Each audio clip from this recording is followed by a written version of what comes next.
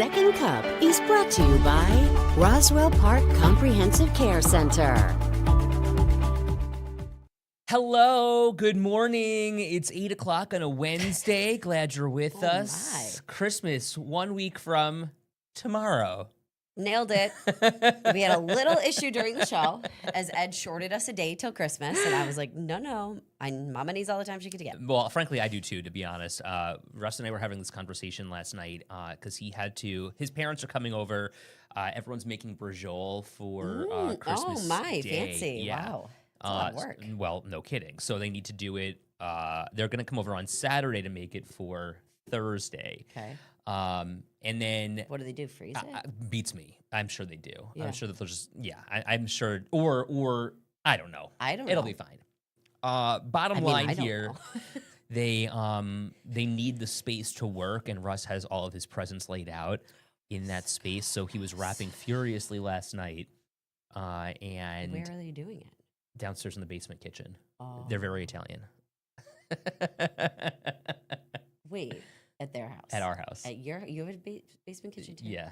Oh, I didn't know that. I've never been to your basement kitchen. It's a basement. We looked at a lot of houses in Buffalo when we were looking for a house, and there are a lot of houses that have basement kitchens. Yes, I mean the old Italian families, the old Polish families, like they cooked in the basement. Yes. I came to figure this out as like half the houses we looked at had these old kitchens in the basement. And so what we do typically is use both ovens, both our kitchen upstairs and our kitchen downstairs. We have my brother downstairs in an actual apartment, so the other day I did do exactly that. Yeah. I was like, hey, I'm steam cleaning my oven, so I'll just throw some stuff in It's nice that you have that opportunity, right, with your brother. Really nice, yeah, but wow, you're right. Like is it like, did you guys update it at all, or is it kind of like the older? No, we have like newer appliances. Sure, you know what I mean? You'll use. But yeah, we saw some wild older kitchens. I'm sure of it. Yeah. Would love a basement kitchen, Danielle says. Yeah. I think we recently redid our kitchen within the last 5 years or so. No, probably a little bit longer than that. Probably 6 years maybe. And I don't remember when it was. It was probably 2020. And we moved some of the stuff that was in the kitchen upstairs, downstairs, and it just has kind of become a gathering spot with Russ when he's making things and cooking. Kelly says it's the extra oven. Exactly. Yeah. We saw some crazy stuff looking at houses. Did you see some crazy when you're looking around? Yeah, I mean, you see some crazy really things. I mean, there was the house that I bought years and years ago. Was like the perfect house. Do you know what I mean? Yeah. Like for me, anyway. I don't live there anymore, but the most interesting thing that we saw, I'll put this as interesting, is we saw this one house, and on the third floor, they had this like precious little room with all these windows. It was so sweet. Do you know what I'm talking about? I think so. Up in the attic, and I'm like, this is the cutest little reading nook. Like, what a cute little nook this is. Yes. And what was it actually used for, Catherine? People to grow plants, let's say. Yeah, plants. Apparently.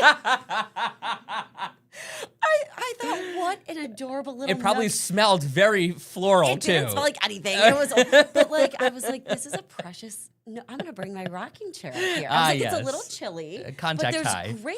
There's great lighting up here. Is what I was thinking. I was like, I'm gonna be able to read so much up here. Oh my gosh. Welcome to my world. This is gonna be such a cozy spot to read my novels. Oh my God, so innocent, so innocent. It was so funny afterwards. Oh my God, what did Paul say? He and the realtor were just like, sure, Katie, go read your book in there. It was actually behind a hidden secret door, and you had to knock 3 times to get in. Isn't this the cutest little nook? Can you believe they stuck it right up here? It's so precious. And then put up some sweet little things. So funny. It was pretty funny, yeah. The things you see. No kidding. How people live very different. We did not buy that home. You don't have time to read anyway, your mom says. I know. Shirley says I have a stove and refrigerator in the basement. My mom gave me this book that's been great so far, pages in, and you just haven't it's so hard to keep reading it. Like, and every time I read it, I'm like, I gotta go to sleep. I get it. And I actually just saw somebody singing the praises of this book, saying it was one of their favorites that they read, Frozen River, and it's one of their favorites that they read recently. And I'm like, what's it about?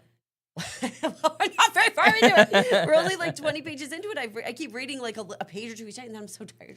Isn't that That's crazy? the hardest part about our I schedules. know how reading puts you to bed. Why is that? Is it because it's boring, or I think because it's like at the soothing? end of the day, I think your eyes are very tired at the end of the day. Especially, I mean, our alarms are going off at like 2:30, 2:45, and by the time you sit down and like I have it next to my bed, and I'm like starting to, and like by the time you hit that point, you're like, okay.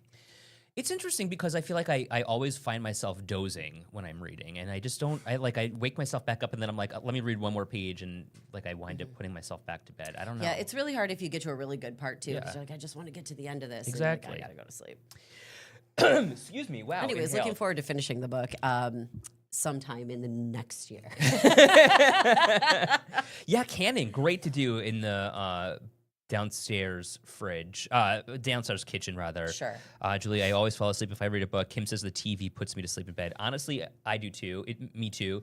And last night we turned the TV on before we went to bed, and Russ goes, "What are you watching during the day?" Turns out it was Forensic Files because that's what puts me to bed. And you're like, don't worry about it, Russ. right. He goes, "Why are you watching this?" And he's like, "It's so boring." I'm like, honestly, it's not.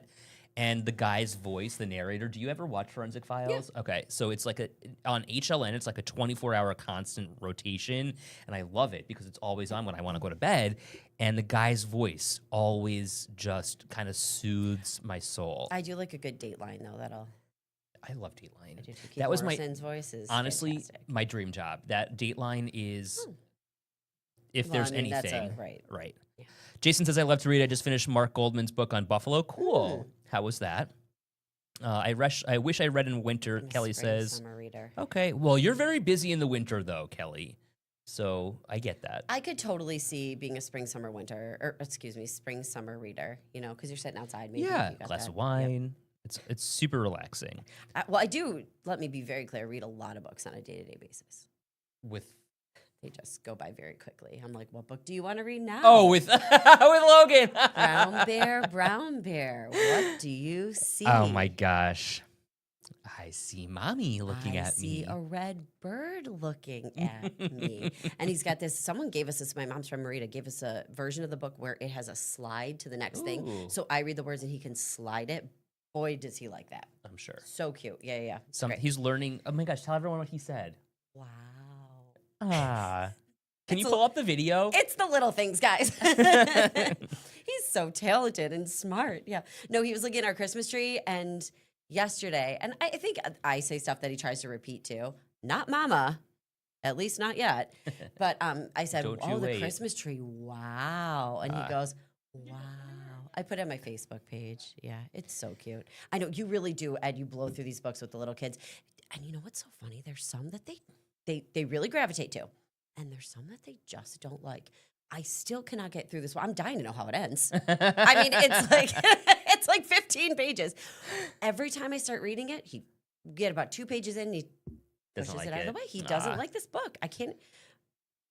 Well, someday we'll get there. Okay, so that video with him with the tree, that's the one that we're bringing up. Now, please ignore the fact that there are toys all over my home. The tree has no skirt because that's still upstairs. You're fine. The lights Watch aren't the on. video. Did you say wow?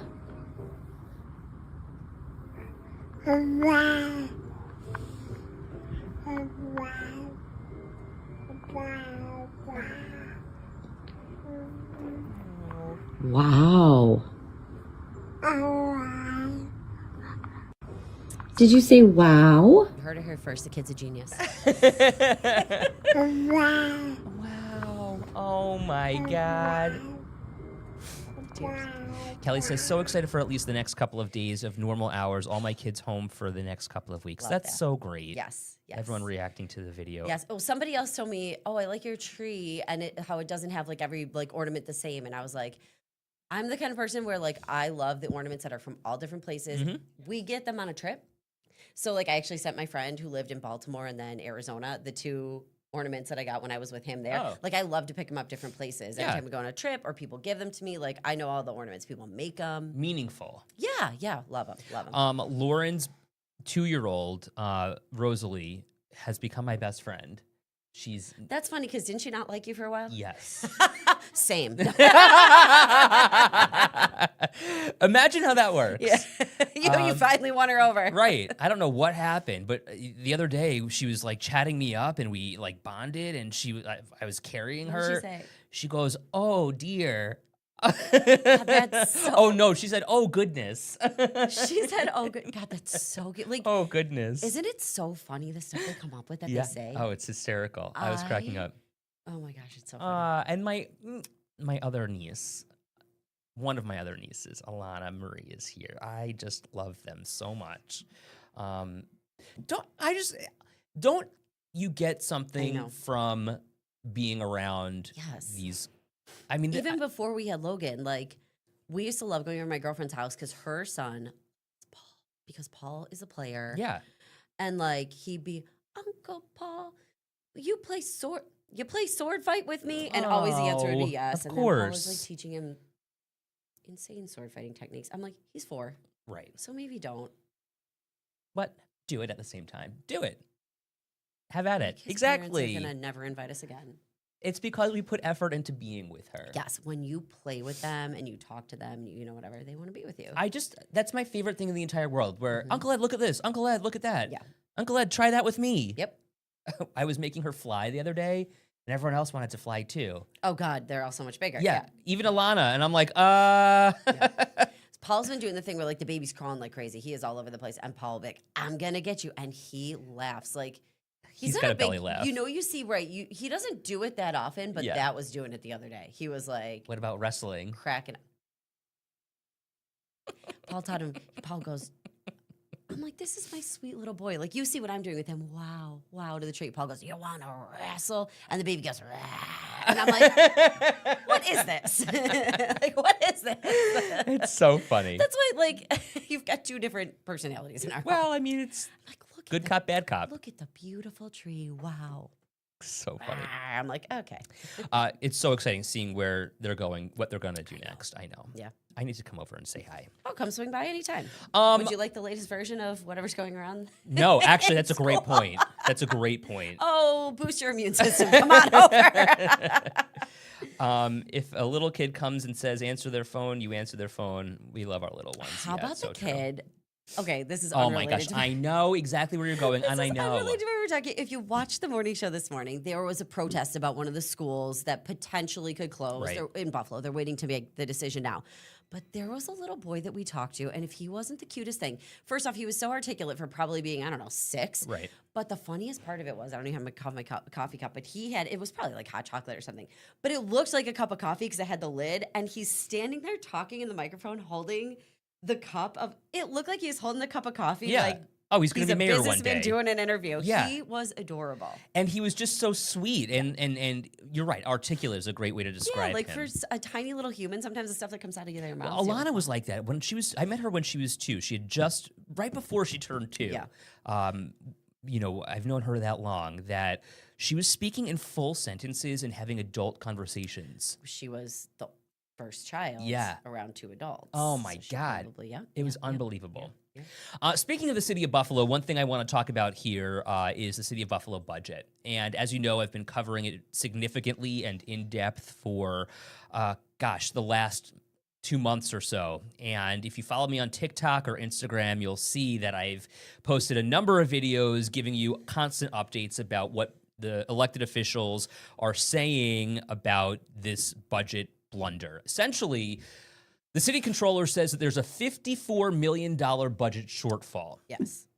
Councilman Mitch Nowakowski has said that the Brown administration has essentially lied about how it was paying for services because a lot of that was coming from federal funding that no longer exists, and they were using this money to plug budget holes. Sure.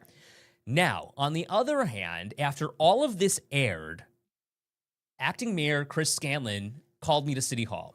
And this was Friday, this past Friday when I was off. I got a phone call from his spokesperson, Mike Reed, and he told me the mayor wants to talk with you. These are the things he wants to talk about with the budget because he says that this is not true. He says if there's anyone lying in city government, it's Barbara Miller Williams, the city controller. Roll it. You feel that Byron Brown lied to the people of Buffalo? I don't think it's lying. I think that they used other financial resources to fill those holes. That don't exist anymore. That now no longer exist, correct. So at the time, they were able to pay for them. But to think moving forward that was sustainable, or that the property tax rate or what we're bringing in the current other revenues was sustainable, it's not. Okay, so he defends the mayor, Byron Brown. Do we have the bite with Scanlon where he calls out Miller Williams? Okay, Jordan's looking for that one. But the reality is he says that the deficit is not nearly as close to $54 million as it is to maybe $10 million. So where people are saying there were lies, he's saying, listen, we had this additional revenue. Now, I guess the bigger question is, should some of that additional revenue or additional money, maybe it wasn't revenue, maybe it was money set aside, Correct. funds set aside, right? Savings Or money that you were getting from the federal government. Like, I guess the big question too is like, should that have been spent in that manner? Or should it have been saved, potentially invested, Sure. things like that. Because whether or not the whole is this or this, now are you leaving the office with a deficit no matter what Right. that didn't have to be there? Well, and what he said was that he inherited a $31 million deficit from Brown and brought it down to 14. Chris Scanlon, right? Right. Okay. So here's what Scanlon had to say about Barbara Miller Williams, the city controller. The city controller, though, on the other hand, says there's a $54 million deficit. The city controller, if anyone in the city of Buffalo is lying to the public, it's the controller and her deputy controller, okay? They are cherry picking numbers to bolster their legal argument when it comes to the capital budget. There is no $54 million operational shortfall. If you look at the official audited finances of the city of Buffalo, there is only one number that matters when it comes to a deficit. It's the year-end number. It's down to 14. And I know what they're doing. They're taking the ARPA money that's been used and the 30 million here and that, and adding it to those numbers to make the situation seem worse. And that would be true had it not been for the actions that my administration, in particular Ray Nosworthy, have taken. So, as you can imagine, I've reached out to Barbara Miller Williams' office a number of times since she canceled our interview here on Second Cup last Thursday. And I asked for her reaction to claims that the deficit is not as large as she says it is. No answer. So here's the thing that we were talking about. You talked to Mitch too, Mitch Nowakowski, correct. Who says potentially, and it's almost like you could decipher this from what Chris Scanlon said. They could potentially both be right. Sure. But how, I guess, is the question. It depends on where you're taking the and what numbers you're looking at. So, So he says he's looking at end of year. Correct. And potentially she's looking at the biggest gap we had. And when you're, I'm trying to pull up News Desk, and of course, my computer just doesn't want to freaking work here in this moment. You know what I mean? It's so frustrating when that happens. We know what you mean. That's why I said okay. Because I wanted to show you, here it is. Okay, so what he showed me was the year-end budget of, I think it was 2025. Yes, here it is. Okay, so it's a projected year end? This ended the fiscal year on June 30th, 2025. So this is, financial years and calendar years are two different things. So let me see if I can share my screen here. Because I want to... So, which is kind of why you really need to look at the numbers she's got too. Correct. So what he's showing me here is this number that's highlighted in yellow, and you'll see it in just a sec. Here it is. The number that's highlighted in yellow... Can you zoom that in, Jordan? Yeah, I can. There you go. Okay. $14,768 million.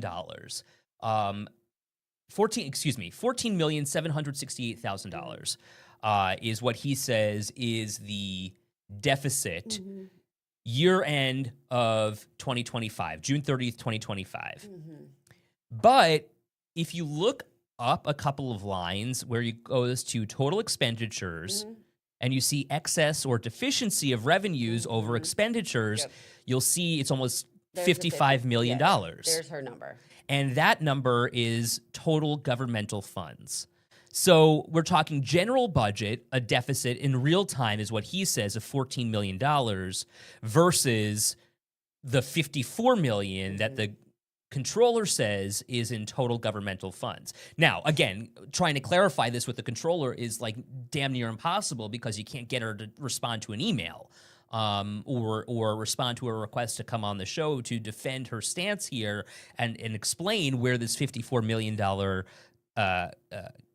gap is coming from. So all in all, there are two different sets of numbers that everyone's looking at. Well, I mean, it almost looks like she's looking at that. I mean, that's pretty much her number, right? 54. Right. So he's looking at one number, she's looking at another. Yep. And what his point is, when I asked him about that in particular, is that there is one number that matters. Right, and it's not the 54. Correct. Yeah, okay. So, neither here nor there. Casella says, blame others for your guys' dirty work. There has to be accountability for your actions. Don't blame the controllers. There is the truth in the middle. Everyone is responsible for this mess except the taxpayers. You guys are so corrupt, and we have to pay. I wasn't laughing at Costello's comment. I was laughing at Megan's. Oh, I know. They better get a Powerball ticket. It's funny. 1.25 billion? Oh, that would solve the problem. No kidding. Take that lump sum, 400 mil. Still solve the problem. I'd be okay with that. Bottom line, you can see my story for yourself. Jordan's going to put a link in the comments here. It's on WKBW.com. We also posted it on Facebook as well. My mom wondering, is Barbara Miller Williams the controller going into the new administration? Yes. Because she is voted in. Right. She was elected, and Jeff Baker, 3 sides to every story. no kidding, right? So we got the controller saying 54, Mitch saying, okay, maybe both are right, and Scanlon saying 14. Help me help you here. Bottom line. You almost sound like an independent financial analyst. But everyone's I know going like so. this. Yeah. We need my friend Chris Ekmoff. We need my friend Frank on the show. Yeah. We need like one of my friends who's an accountant.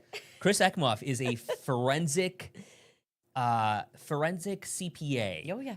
Yep. So he like goes through and he can like find all this crap and fraud and waste, and Frank could probably do the same thing. Mm-hmm. And Frank's fun. So is Chris. We should get him on. Those CPAs get a bad rap. They're a lot of fun. It's because they're big nerds. No. But anyway, you can see my story right now on WKBW.com. Okay, let's talk about this just briefly too, the childcare story. Yeah. So this is just, okay, Taylor Anthony did this story, and she covers Niagara County, so she did it focusing on Niagara County. But so Niagara County neighbors who get assistance with childcare, and now to get assistance with childcare in New York State, you have to hit a certain income threshold or be under a certain income threshold. It does it per child, per family, how big your family size is. There's a whole breakdown. You can find that very easily. But so what Taylor's story was saying is that the state kind of expanded its eligibility. Okay, so more people are eligible to get this childcare assistance. However, what they did not expand were the dollars that they put into the program. So more people competing for the same amount of money. Right. So now some people who've been relying on this for years are worried they're not going to be able to get it. Well, and look, childcare has become such a huge issue. It is a really dire situation for so many people because what do you do? And I've been covering childcare for years, literally years. Do you go to work, make whatever you're making, and then pay for childcare, or do you leave the job force and basically save the money that you would be or become your childcare provider, right? You're saving the money that you'd otherwise be spending. Right, except the one thing is if you do end up staying home, You're the provider. and if you don't have a partner, Right. you have to figure out health insurance. Correct. You have to figure out how you're, there are a million things you have to figure out. And like, even if you say, okay, my income basically covers childcare, if you're putting a little bit of money into your 401k, is it worth that? Right. Is it worth saving for retirement? Is it worth any of the benefits that you get? It's not easy and it's not cheap. So if you haven't been in this game lately, there are Niagara County officials saying childcare full-time could cost more than $400 a week. Here's something that's really interesting. So $1,600 to $1,700 a month. That's a lot of money. And And that's it could be per more week. than that, per $400 a week. Yeah, it could be like 16, 17 a month because they're saying it could be more than 400. That's a mortgage payment. For sure. Yeah. a new Siena College poll came out yesterday, and there is strong support statewide among New York voters for free universal child care, paid for by increasing taxes on those New Yorkers earning more than $1 million. It's actually supported by 4 in 5 Democrats. Independents support it 2-1. Because people, I think, and I'd be interested to see the other side, right? But the other thing is, like, I do think childcare is, no matter how you fall in the political spectrum, it is something that impacts so many people. And you don't realize it until you're putting the money out. Yeah, exactly. Now, Julie said too, she used to hire a babysitter. I guess that's old school. So here's the thing. I used to babysit all the time, as you can imagine. Do you know how much you pay babysitters these days? It's very different than when I was a babysitter. Right, you're not paying $5 an hour. No. If What you are want you a good paying? babysitter, I would say, and I asked my girlfriends too, because like we've only been doing this for 10, 11 months now, right? So we're trying to, like, when I ask my friends, how much do you pay babysitter? Like, be realistic with me. How much are we paying someone that you truly trust to come take care of your kids? And per keep them hour. coming back, really. And keep them coming back, right? Yes, make it worth their while. And a lot of times too, like if they have their own transportation, like there's different things too that, Yeah. like if you've got someone older, they're probably driving themselves, so they're $20 an hour easily. That's what Sarah's saying for 2 kids typically. So are you giving them more bang for their buck or less bang for their buck? I don't know. 2 kids. So are you paying $40 an hour? No, I said she's probably paying $20 an hour for 2 kids. Okay. So is it $10 an hour for one? No, it's still. I would say for one, it's probably 15 to 20 Wow. for a babysitter. Noreen And says, that's what my girlfriend said too. Like, Yeah. I mean, we're talking like people but who keep in mind that's minimum wage at this point, basically. right, and so that's the point. I mean, listen, you're probably not being taxed on this because you're right, paying sure, a babysitter, cash. but like, Shirley, I was fortunate to have a woman friend who came to my house. Noreen, I take care of my granddaughters, 2 days a week to help out. but He's not a everybody has, joy. and not everybody has family, Right. And my mom, we're very lucky. Like, she helps us often. Sure. And Paul's mom comes into town and helps us too. But yeah, it's yeah. Jason says childcare is difficult for everyone, let alone single parents. I help babysit my nephews most days. See, and that's so that you're right. To your point, you were so lucky my to God. have that support system. I mean, my brother too. He Right. watches Logan. Jason says I do it for free alongside my mother. That's great. Charlene says the cost of childcare is high and the owners do not pay the workers. Well, it's because the workers are making minimum wage, right? It's this terrible cycle that perpetuates itself over and over again. yeah. When the daycare is making X amount of dollars and they have to pay the staff, continue the care of the child. The staffers are not getting paid that much money. I So what also do they have do? to imagine the insurance for a daycare is very high. Right. I'm sure those costs are high. And regulations are strict. Yeah. Right? I mean, how many times did I cover when I was doing my investigation daycare series? Right? How many violations were there on a daycare? Some major, some minor, but there are many different regulations they have to follow. Paula says a lot of people don't send their kids to daycare every day, only 2 to 3 days with family filling in. I do think there are probably a lot of people that do that. I also think there are a lot of companies that are getting more comfortable with like the flexibility. Yeah. Working from home. Although, let's be clear, if you're working from home and you've got a child, you still need childcare. I can't fold laundry. Watch a baby. Like, you can't do it. Like, But if they're in school, for instance, so or right. And I do think it's nice if there's some companies that are like have the flexible hours where they're like, we're cool with you leaving at 3:30 for a Right. little bit.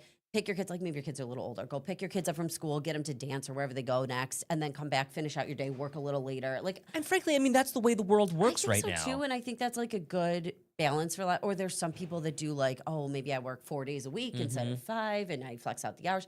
I don't know. I do think COVID changed a lot of Yes, things. absolutely. 2025 is a weird time. 2026 is going to be interesting to see what happens, to say the least, especially when it comes to the workforce, where we are. We know unemployment right now is at a high that we haven't seen since 2021. So The what job market's happens? tight. Yeah. Mhm. Jeanette says, when I used to work at a daycare, we were understaffed almost every day. We had to move kids around to make sure our ratios were standards. Right, because you got to meet those ratios. yeah. Exactly. It was always stressful to see how we could get by for the day. That was over 10 years ago, but really no different any time Yeah. in the recent past rather. Yeah. Prices shot up during the pandemic. Once they realized people will pay that amount, I just kept the prices. They just kept the prices. My son went 2 days a week at $430. Wow. Oof, wow, that did go up. Wow, that's a lot of money. And Great you know what, Megan? conversation. I bet it was also demand too. Of course, people needed childcare. Or after COVID, they realized that they did need it more. You know what I mean? Sure. Like because the daycare's closed for a while. You know, but right. And many shut down, during COVID as well. So there was a supply and demand issue. Yes, yeah. Interesting. All right.